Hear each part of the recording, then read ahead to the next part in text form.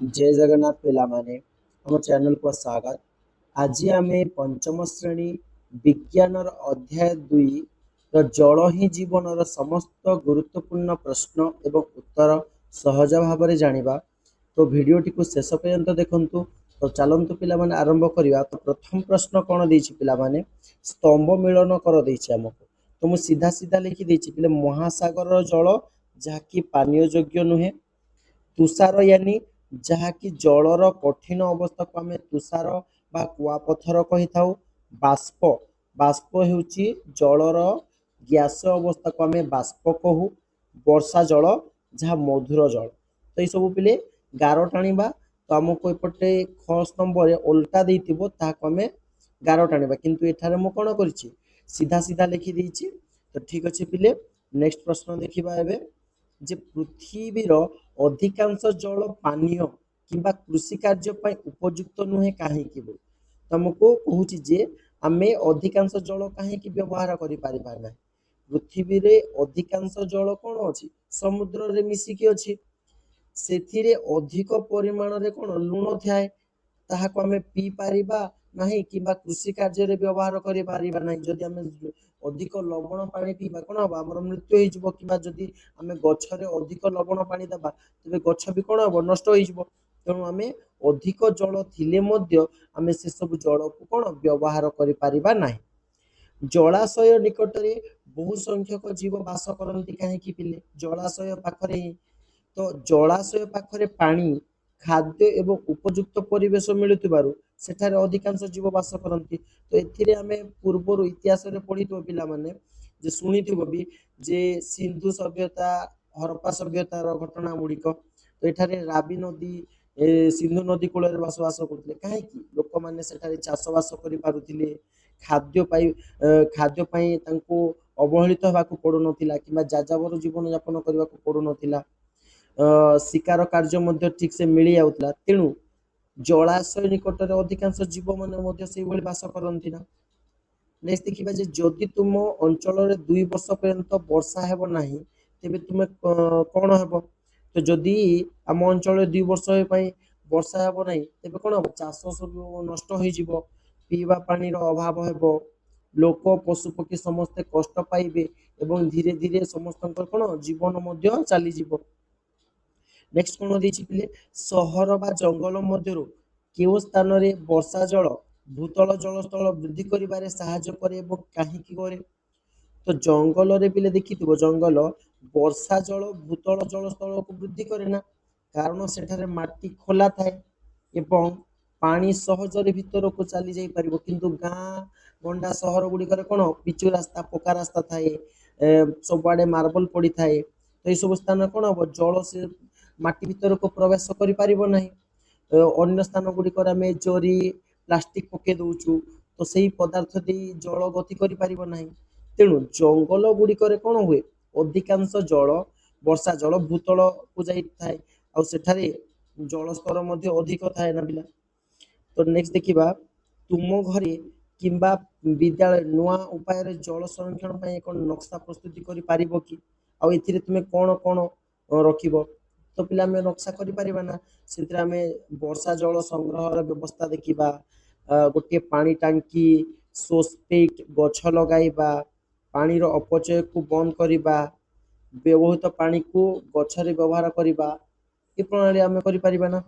Next ଦେଖିବା ଯେ ଆସ କାଗଜ ଭାଙ୍ଗି ମାଛ ତିଆରି କରିବା। ହେଲେ ଏହି କାର୍ଯ୍ୟକଳାପ ଶିକ୍ଷକଙ୍କ ନିର୍ଦ୍ଦେଶରେ ତୁମେ କ୍ଲାସରୁମରେ କରିପାରିବ ଓ ସେଠାରେ ତୁମେ ମାଛ ମଧ୍ୟ ତିଆରି କରିପାରିବ। ନେକ୍ସଟ ପ୍ରଶ୍ନ କଣ ଦେଇଛି ପିଲେ ପୃଥିବୀରେ କେତେ ଭାଗ ଜଳ। ତ ପୃଥିବୀରେ କେତେ ଭାଗ 71 ଭାଗ ଜଳ ଅଛି ଏବଂ 29 ଭାଗ ସ୍ଥଳ ଭାଗ ରହିଅଛି। ମଧୁର ଜଳର ମୁଖ୍ୟ ଉତ୍ସ କଣ ପିଲେ ବର୍ଷା ଜଳ ଯାହାକୁ ଆମେ ବ୍ୟବହାର କରିପାରୁଛୁ। ଆଉ ବାକି ସବୁ ଜଳ କଣ ସମୁଦ୍ରରେ ମିଳେଇଯାଏ। ସମୁଦ୍ର ଜଳ କେଉଁ ପ୍ରକାର ଜଳ ସମୁଦ୍ରର ଜଳ କଣ ଲବଣାକ୍ତ ଜଳ ବା ଲୁଣିଆ ଜଳ। ବରଫ କେଉଁ ଅବସ୍ଥାରେ ଥାଏ ବିଲେ ବୋଲିଛି ବରଫ କେଉଁ କଠିନ ଅବସ୍ଥାରେ ଥାଏ ନା। ବାଷ୍ପ କେଉଁ ଅବସ୍ଥାରେ ଥାଏ ବାଷ୍ପ ଗ୍ୟାସୀୟ ଅବସ୍ଥାରେ ଥାଏ। ମେଘ କିପରି ସୃଷ୍ଟି ହୁଏ ପିଲେ ଯେତେବେଳେ ସୂର୍ଯ୍ୟଙ୍କର ପ୍ରଚଣ୍ଡ କିରଣରେ ଜଳ ବାଷ୍ପ ହେଇକି କଣ ବାଷ୍ପୀଭୂତ ହେଇକି ଉପରକୁ ଚାଲିଯାଏ ଜଳ ଘନୀଭୂତ ହେଲା ପରେ ଆଉ ସେଠାରେ କଣ ହୁଏ ମେଘରେ ପରିଣତ ହୁଏ।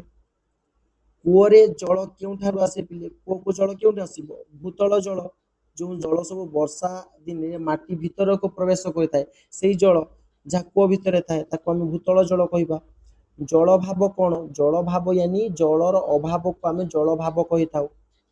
ଜଳ ଦୂଷଣ କଣ?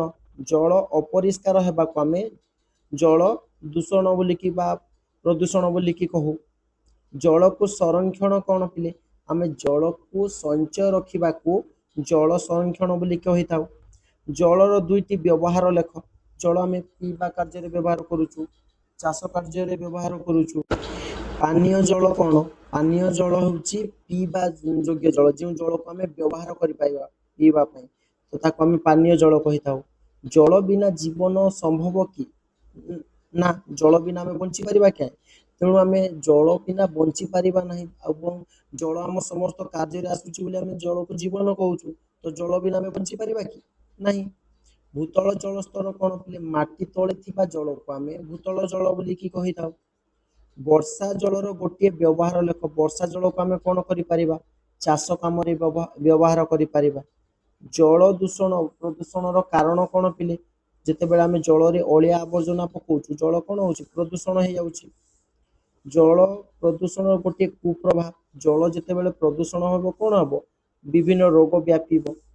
ଗଛ ଲଗାଇବା କାହିଁକି ପିଲେ? ଜଳକୁ ସଂରକ୍ଷଣ ଏବଂ ପରିବେଶକୁ ସୁରକ୍ଷା କରିବା ପାଇଁ ଆମେ ଗଛ ଲଗାଇବା। ଜଳର କଠିନ ଅବସ୍ଥା ହେଉଛି ବରଫ, ଜଳର ଗ୍ୟାସୀୟ ଅବସ୍ଥା ଜଳ ବାଷ୍ପ। ତ ଜଳଚକ୍ର କଣ ପିଲେ? ଜଳର ନିୟନ୍ତ୍ରଣ ପରିବର୍ତ୍ତନକୁ ଆମେ ଜଳ ପରିବର୍ତ୍ତନ ବୋଲିକି କହିବା। ଏଇଟା ଆମେ ଜଳ ପରିବର୍ତ୍ତନ ପିଲେ ସମ୍ପୂର୍ଣ୍ଣ ଭାବରେ ଆମେ ପୂର୍ବ ବିଷୟରେ ଆମେ ପୂର୍ବ ଯେଉଁ ଟପିକ୍ ଯେତେବେଳେ ଏକ୍ସପ୍ଲେନ୍ କଲା ସେଇଥିରେ ଆମେ ସମ୍ପୂର୍ଣ୍ଣ ଭାବରେ ବର୍ଣ୍ଣନା କରି ଜାଣିଲେ ଜଳଚକ୍ର କଣ। ତ ବାଷ୍ପୀଭବନ କଣ ପିଲେ? ଜଳ ବାଷ୍ପରେ ପରିଣତ ହେବାକୁ ଆମେ ବାଷ୍ପୀଭବନ କହିଥାଉ। ଘନୀଭବନ କଣ? ଜଳ ବାଷ୍ପ ପୁଣି ଜଳରେ ପରିବର୍ତ୍ତିତ ହେଲେ ତାକୁ ଘନୀଭବନ କୁହାଯାଏ। ମେଘରୁ ଯେଉଁ ଜଳ ଆସିଥାଏ। ପିଲେ ବର୍ଷା କେଉଁଠାରୁ ହୋଇଥାଏ ପିଲେ? ବର୍ଷା ମେଘରୁ ହୁଏ। ତୁଷାର କଣ? ତୁଷାର ହେଉଛି ଜଳର ଏକ କଠିନ ଅବସ୍ଥା। ହ୍ରଦ କଣ? ହ୍ରଦ ହେଉଛି ସ୍ଥିର ଜଳାଶୟ, ଯେଉଁଠାରେ ଜଳ ସ୍ଥିର ଭାବରେ ରହିଥାଏ, ତାକୁ ହ୍ରଦ କହିଥାଉ। ପୋଖରୀ କଣ ପିଲେ? ପୋଖରୀ କାହାକୁ କହିବା? ଛୋଟ ଛୋଟ ଜଳାଶୟକୁ ଆମେ ପୋଖରୀ କହିବା। ନଦୀର ଜଳ କେଉଁ ପ୍ରକାର ଜଳ? ନଦୀର ଜଳ ହେଉଛି ମଧୁର ଜଳ। ଜଳାଶୟ କଣ? ଜଳ ଯେଉଁଠି ସଞ୍ଚିତ ହୋଇଥାଏ ତାକୁ ଆମେ ଜଳାଶୟ ବୋଲିକି କହିଥାଉ। ଭୂତଳ ଜଳ କିପରି ବଢ଼େ ପିଲେ? ଭୂତଳ ଜଳ ବର୍ଷା ଜଳ ମାଟିକୁ ଶୋଷି ଦେଲେ ଭୂତଳ ଜଳ ଧୀରେ ଧୀରେ ବଢ଼ିବ। ଏବଂ ଜଳ ସଂରକ୍ଷଣର ଗୋଟିଏ ଉପାୟ କୁହ ପିଲେ? ଜଳ ବର୍ଷା ଜଳକୁ ସଂଗ୍ରହ କରିବା। ଭୂତଳ ଜଳ କିପରି ବଢ଼େ ପିଲେ? ବୁଝିଗଲା ନା ପିଲେ? ଜଳର ସବୁଠାରୁ ବଡ଼ ଉତ୍ସ କଣ ପିଲେ? ମହାସାଗର। ମହାସାଗର ସବୁଠାରୁ ଜଳର ବଡ଼ ଉତ୍ସ। ସମୁଦ୍ର ଜଳ ପିଇବା ଯୋଗ୍ୟ କି? ନା, ପିଇ ପାରିବା ନାହିଁ ନା। ପିଇବା ପୂର୍ବରୁ ଜଳକୁ କଣ କରିବା ପିଲେ? ବିଶୁଦ୍ଧ କରିବା ଉଚିତ। ଜଳକୁ ଗରମ କରି ଫୁଟାଇକି ଛାଣିକି ପିଇବା, ତ ଆମେ ବିଶୁଦ୍ଧ ଜଳ ପାଇପାରିବା। ଜଳ କେଉଁ ରଙ୍ଗର? ଜଳର କୌଣସି ରଙ୍ଗ ନାହିଁ ପିଲେ। ଜଳ ହେଉଛି ରଙ୍ଗହୀନ। ଜଳର ସ୍ୱାଦ କିପରି? ଜଳର ସ୍ୱାଦହୀନ, ଏଥିର କୌଣସି ସ୍ୱାଦ ନାହିଁ। ଜଳର ଗନ୍ଧ କିପରି? ଜଳ କୌଣସି ଗନ୍ଧ ନଥାଏ। କେଉଁ ଋତୁରେ ଅଧିକ ବର୍ଷା ହୁଏ ପିଲେ? ବର୍ଷା ଋତୁରେ। ଜଳର ଜୀବନ ପାଇଁ କାହିଁକି ଜରୁରୀ ପିଲେ? ସମସ୍ତ ଜୀବ ବଞ୍ଚିବା ପାଇଁ ଜଳର ଆବଶ୍ୟକତା ରହିଛି, ତେଣୁ ଜଳ ଆମ ପାଇଁ ଜରୁରୀ। ଜଳଚକ୍ର ବର୍ଷା ଜଳ ସଂଗ୍ରହକୁ କଣ କୁହାଯାଏ ପିଲେ? ବର୍ଷା ଜଳ ସଂରକ୍ଷଣ ବା ରେନ୍ ୱାଟର ହାର୍ଭେଷ୍ଟିଂ ବୋଲିକି କହିଥାଉ। ତ ପିଲେ ଆଜିର ଭିଡ଼ିଓ ଏଠି ସମାପ୍ତ କରିବା। ତ ଆପଣଙ୍କୁ ଯଦି ଏହି ଭିଡ଼ିଓଟି ଭଲ ଲାଗିଥାଏ ତେବେ ଭିଡ଼ିଓଟିକୁ ଲାଇକ୍ କରନ୍ତୁ ଏବଂ ନିଜ ସାଙ୍ଗମାନଙ୍କ ସହିତ ସେୟାର କରନ୍ତୁ ଏବଂ ଏଭଳି ଶିକ୍ଷାମୂଳକ ଭିଡ଼ିଓ ପାଇଁ ଆମ ଚ୍ୟାନେଲକୁ ସବସ୍କ୍ରାଇବ୍ କରନ୍ତୁ। ଧନ୍ୟବାଦ। ଜୟ ଜଗନ୍ନାଥ ପିଲାମାନେ।